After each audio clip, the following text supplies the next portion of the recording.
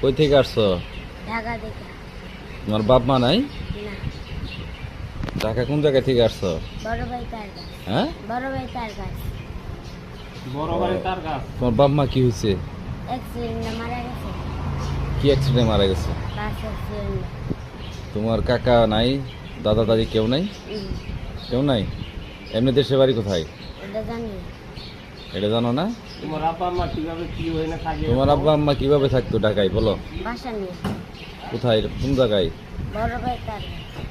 ঢাকা বড় ভাই তার কাছে। টঙ্গী বড় বাড়ি। টঙ্গী? টঙ্গী তো কয় না, খালি কয় বড় বাড়ি তার গাছ। ওখানে থাকতো না? তোমার কেউ নাই এখন?